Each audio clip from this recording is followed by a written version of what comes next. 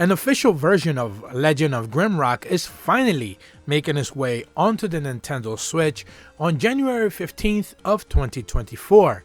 This, of course, is coming to us directly from Almost Humans, the developers, and this is a dungeon crawling RPG that is grid-based in traditional movement, for those who may not necessarily know. So today I wanted to go over not just what makes this game officially stand out, but also talk about some of the brand new features that are going to be making their way onto the Nintendo Switch release. Remember that this game has been available on Steam now for quite a bit, and it has received a lot of positive reviews, mostly because the game originally came out in a not necessarily broken state like many Steam games tend to do. A lot of PC games tend to launch in a broken state, and then the developers choose to fix it up a little bit. Well, that's not the case with Legend of Grimrock. It actually launched in a relatively good state, and this dungeon crawling RPG basically just got better thanks to the developers continually working on it. Thanks to their blog update, which I'm going to be leaving a link in the description below, they provide us with a little bit of a vague introduction, some key features, and of course, brand new changes that we can expect for the Nintendo Switch version. They mentioned that Legend of Grimrock is a dungeon crawling role-playing game with an old-school heart but modern execution. A group of prisoners are sentenced to certain death by exiling them to a secluded Mount Grimrock for the vile crimes they may or may not have committed. Unbeknownst to their captors, the mountain is riddled with ancient tunnels, dungeons, and tombs built upon a crumbled civilization long perished now. If they ever wish to see daylight again and reclaim their freedom, the ragtag group of prisoners must form a team and descend through the mountain level by level. The game brings back old school challenges with highly tactical real-time combat and grid-based movement. Devious hidden switches and secrets, as well as deadly traps and horrible monsters, will await you. Legends of Grimrock put an emphasis on puzzle and exploration and the wits of the perception of a player, and much more important tools than ever of the sharpest sword could ever be able to manage. And if you're a hardened dungeon crawling veteran and you crave extra challenge, you can arm yourself with a stack of grid and paper and turn to old school mode, which disables the luxury of an auto map.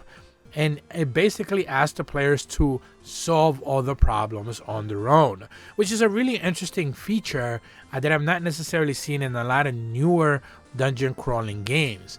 A lot of them in general, and if you want to think back of games, especially on the 3DS, these first person 3D kind of like exploratory dungeon crawler games, a lot of them have these like map creations where you're essentially kind of like creating the map as you traverse. Etrian Odyssey, for example, did plenty of that. The Persona Q games did that as well, which were based on Etrian Odyssey. And the sky is kind of a thing. All of these games tend to have all of those features. However, one where you don't necessarily have to worry about the map and you actually get to do it manually is certainly an interesting way to handle it.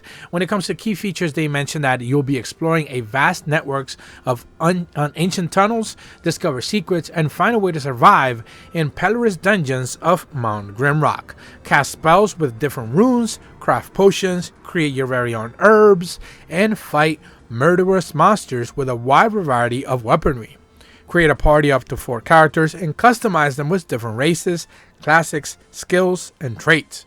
A pure-blooded dungeon crawling game with grid-based movements and thousands of squares, riddled with hidden switches, pressure plates, sliding walls, floating crystals, forgotten altars, trapdoors, and plenty more. Lastly, they mentioned that included in the following are the digital goodies: a beautifully handcrafted manual that is, the Legend of Grimrock world map, custom-made grid paper, Grimrock theme music, art sheets illustrating foul creatures of Grimrock, and plenty more. This is all part of the digital deluxe release package that has been made available, and it will become available onto the Nintendo Switch starting on January 15th. The last thing here that we got information on is some of the words from the co-founders of Almost Human. Antti Tihonen specifically mentioned that the entire studios at Almost Human have had other things to do besides haven't had much to do, or have had many other things to do besides Legend of Grimrock in recent years. So why should they port the game of basically to a brand new console? And they mentioned that the idea is that one of their programmers had a Nintendo Switch developer kit. He thought it would be a fun and educational side project to get the game running on his favorite console platform. Most of the team's decision isn't necessarily driven by businesses, but to make market analysts market analyst decisions. But this one was basically no exception, and the project simply arose from them having so much fun and having such an enjoyable time with the developer build of the game. They mentioned that they anticipate that this release will rekindle the excitement of many old fans of the franchise, and they hope that new adventures will be rediscovered when it finally releases onto the Nintendo Switch once again on January 15th of next year. Now, for me personally, I never had seen this game before on Steam or anything like that, but I had heard of it due to a couple of mods that kind of like tweak the game and make it a little bit faster, which has been one of the criticisms that I've seen, even in the positive reviews. Now, they always end up saying that the game is maybe a little bit too slow or archaic, so maybe it should be sped up a little bit, some sort of percentage multiplier to speed it up. And based on those mods, I did see that this game was still getting some support one way or another, and I found it interesting that the developers decided to confirm that it was actually going to be coming onto the Nintendo Switch. And on top of that, they decided to confirm that it was essentially because they got their hands on the developer kit and they wanted to get the game working on a system that they certainly seem to love. And that's actually one of the, I guess I would call it a little bit of a win when it comes to Nintendo, with them providing developer kits to many smaller publishers and developers, where they're ultimately able to work on a game that they certainly feel very happy about. It may not necessarily sell 1 million copies. Obviously, that's a relatively high bar to meet for a smaller indie game, especially one that has already released on PC and other consoles. But being able to make the game available onto the Nintendo Switch, even all these years later, certainly shows the level of dedication that developers and publishers have to a console that is, 5-6 years into its lifetime.